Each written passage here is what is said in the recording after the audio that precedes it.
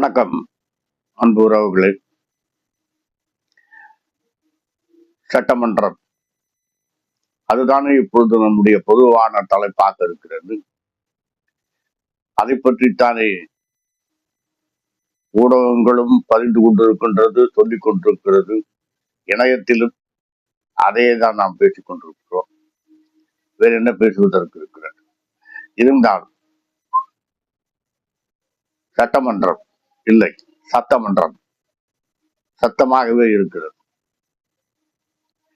அதிலே முக்கியமாக இன்று ஒரு உலக வரலாற்றிலேயே நடைபெற முடியாத ஒரு தீர்மானம் நிறைவேற்றப்பட்டிருக்கிறது. அந்த தீர்மானத்தை பாராட்டி ஊடகங்கள், சில அறிவுச்சிறந்த ஆதவர்கள் எல்லோரும் பாராட்டி கொண்டிருக்கிறார்கள். எதற்காக?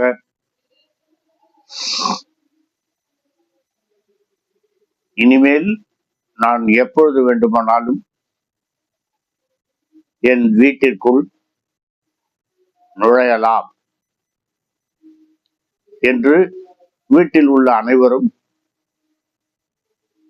ஒன்று சேர்ந்து எனக்கு அனுமதி கொடுத்து விட்டார்கள். சிரிப்பாக இல்லை? அதை போலத்தான் இது. தமிழிலே தமிழ்த்தாய் பாட்டு, தமிழ்த்தாய் இசை, இதை முதலில் பாடுவதற்கு, கட்டாயமாக பாடுவதற்கு ஒரு தீர்மானம் போட்டு அதற்கு வாக்குவாதம் நடத்தி பிறகு அந்த தீர்மானத்தை அனைவரும் ஏற்றுக்கொண்டிருக்கிறார்கள். யாராக இருந்தாலும் என்னை பொறுத்தவரை இது என்னுடைய தனிப்பட்ட கருத்து. உங்களுக்கும் அதே மாதிரியான கருத்து தான் இருக்கும் என்பதில் எனக்கு சிறிதும் ஐயமில்லை. யார் வீட்டு அப்பம் சொத்து? நம்முடைய தமிழ்நாட்டில் சென்னாப்பட்டணம் என்றெல்லாம் முழங்கிக் கொண்டிருந்த காலத்தில் தமிழ்நாடு என்று போராடி பெற்று தமிழ்நாடை அங்கீகரிக்க வைக்கின்ற நிலையில் செய்துவிட்டு போன அண்ணாவின் இந்த தமிழ்நாட்டில்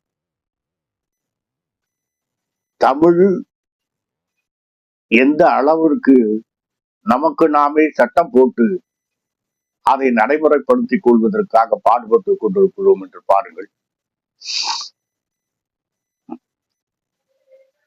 தமிழ்த்தாய் வாழ்த்தை பாடுவதற்கு நமக்கு நாமே உரிமை அளித்துக் கொண்டு ஒரு தீர்மானம். இந்த தீர்மானத்தை போட்டவர்கள் யார்? இவர்கள்தான்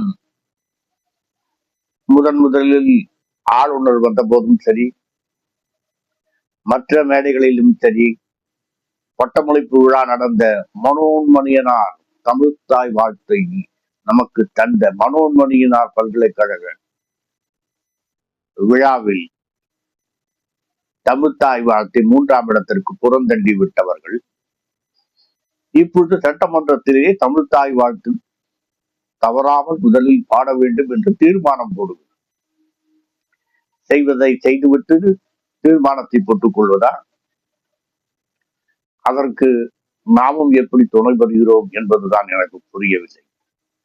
அங்கே சட்டசபையிலேயே சாதி இருக்க வேண்டாமா? இது என்ன, நமக்கு நாமே தட்டிக் கொள்வதை போலவா இது போன்ற தீர்மானம்? தமிழ்த்தாய் வாக்கு என்பது நமது உள்ளத்திலே பதிந்து இருக்கின்ற ஒன்று என்று கூற வேண்டாமா? ஏதோ அந்த தமிழ்த்தாய் வாழ்த்தை உங்களுக்கு ஒரு நாள் அவகாசம் கொடுக்கிறோம்.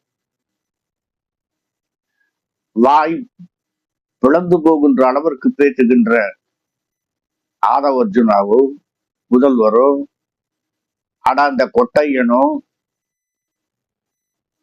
அல்லது தமிழை கரைத்து குடித்ததை போல கலைஞருக்கு சவால் விடுகின்ற அளவிற்கு தமிழ் தெரிந்த அந்த ராஜ்மோகன் அவரும் தனக்கென்று தனி பாணி வைத்துக் கொண்டிருக்கும் மரியம் வில்சனோ யாராவது அந்த தமிழ் தாய் வாழ்த்தை ஒரு பிழையன்றி நாளைக்கு பாடி காட்டுங்கள் பார்க்கலாம். ஆனால் உங்களால் அது இயலாது என்பது திட்டவட்டமாக தெரியும். இதை எங்களிடம் விட்டு பாருங்கள். சரி, இந்த தமிழ் தாய் வாழ்த்து ஒரு புறம் இருக்கட்டும். அந்த மரியம் வில்சன் சொல்லுகிறார், அன்பு, இரக்கம், அமைதி இவற்றை போதிப்பது கிறிஸ்தவம். நான் பாண்ட் கிறிஸ்டின் என்று மார்த்தட்டி கொண்டு சொல்கிறார். அந்த கிறிஸ்துவத்தில் இந்த அன்பு, இரக்கம், பணிவு, அமைதி எல்லாம் எனக்கு போதிக்கப்பட்டிருக்கிறது. உண்மை பற்றிய வரலாறுகள், நீண்ட வரலாறு எல்லோருக்கும் தெரிந்தது. அதை இப்பொழுது அலசி ஆராய வேண்டிய அவசியம் இல்லை. ஆனால்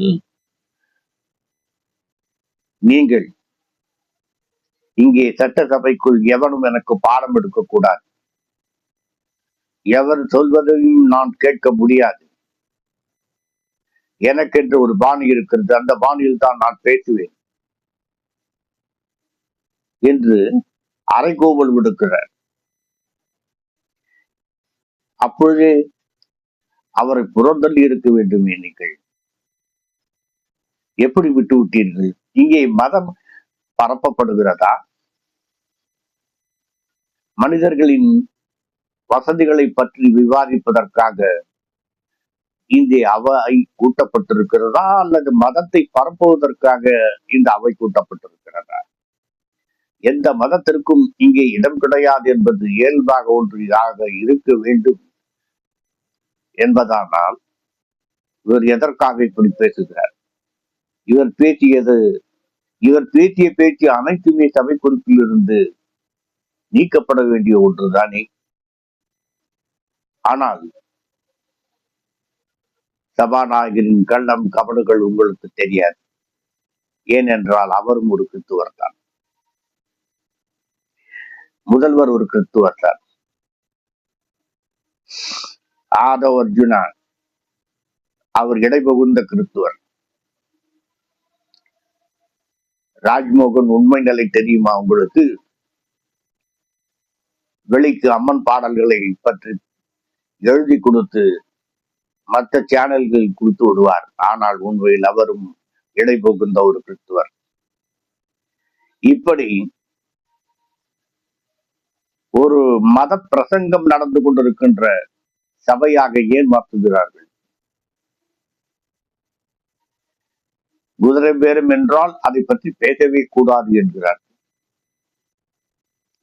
குதிரை பேரம், கழுதை பேரம் இவற்றை எதையுமே சொல்லக்கூடாது என்று கூறுகிறார்.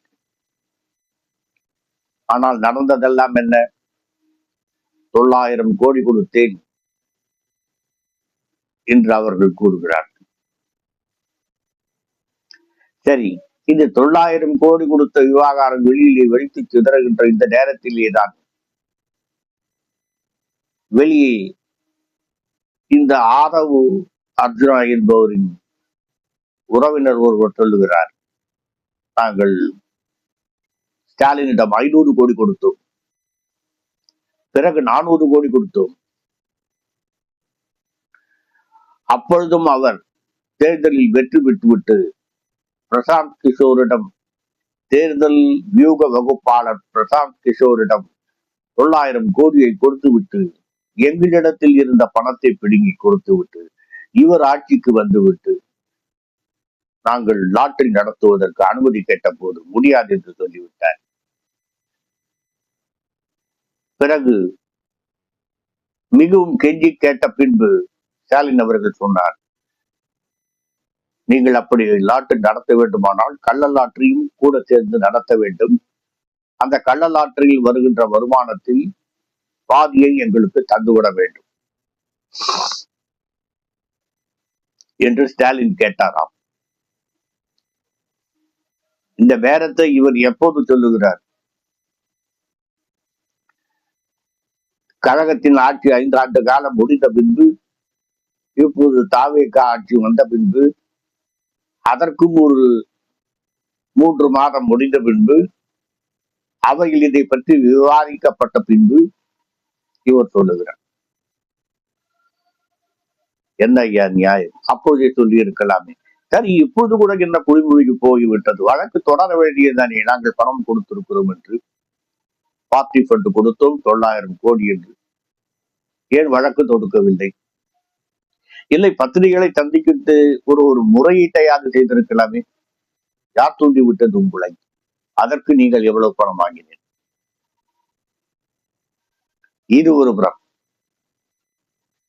ஆனால் எல்லோருக்கும் வாய் 3 அங்களும் இருக்குமானால் இவருக்கு மட்டும் 8 அங்களும் இருக்கும். அவர்தான் ஆதவ அர்ஜுனன். அவர் பேசுகின்ற பொழுதெல்லாம் கழகத்தில் உள்ளவர்களையும் அதற்கு முன்னால் இருந்த அறிஞர் பெருமக்களையும் சாடித்தான் பேசுவார். கேட்டான், நான் எப்பொழுதும் பணியுடன் இருப்பவன். எங்கள் முதல்வர் எங்களுக்கு பணிவை சொல்லிக் கொடுத்திருக்கிறார் என்று கூறுவார். இவர்கள் எல்லோருமே கூறுவது, எங்கள் முதல்வர் எங்களுக்கு சொல்லிக் கொடுத்திருக்கிறார், எங்கள் முதல்வர் எங்களுக்கு சொல்லிக் கொடுத்திருக்கிறார். உங்கள் முதல்வர் உங்களுக்கெல்லாம் சொல்லிக் கொடுத்து விட்டு அவர்களிடத்தில் சொல்லிக் கொடுப்பதற்கு எதுவுமே இல்லை என்பதால் தான் அமைதியாக அமர்ந்திருக்கிறாரா? என்ன கூத்து நடத்தி கொண்டிருக்கிறது? நாம் பெருமைப்பட்டுக் கொள்ள முடியவில்லை. ஏனென்றால் இவர்கள் சாடுகிறார்களே, அவர்கள் பதிலுக்கு இப்படி சாடுகிறார்களே, இதில் யார் சாடியது பெரிது என்பதல்ல நம்மளுடைய குறிக்கோள். இந்த சட்டசபையில் அவர்களுடைய திட்டங்களும் தீர்மானங்களும் வெகுளித்தனமாக இருக்கிறது. இவர்கள் கொண்டு வருகின்ற தீர்மானங்கள் எல்லாமே எப்படி என்று பாருங்கள். எந்த தீர்மானங்களும் ஒரு முறையான தீர்மானமாக அல்லது பயன்படக்கூடிய ஒரு தீர்மானமாக இல்லை. நாட்டிலே மக்கள் அவதிப்பட்டுக் கொண்டிருக்கும் எத்தனையோ துன்பங்களை அதை நீக்குவதற்கான தீர்மானங்கள் எதுவும் காணவில்லை. இந்த தீர்மானங்கள் எல்லாம் இது குழந்தைக்கு விளையாட்டு பொம்மைகள் கொடுப்பதை போன்ற தீர்மானமாக இருக்கிறது. இந்த தீர்மானத்திற்கு சொல்ல வேண்டியது, அவர்கள் 2 வார்த்தைகள் பிதற்ற வேண்டியது, இவர் பிதற்றியதற்கு அவர் எதிர்குரல் கொடுக்க வேண்டியது. பிறகு எல்லோரும் பேசி முடித்து ஓய்ந்த பின் சபாநாயகர் ஆரம்பிப்பார். இந்த தீர்மானத்தை ஆதரிப்போர் ஆம் என்க,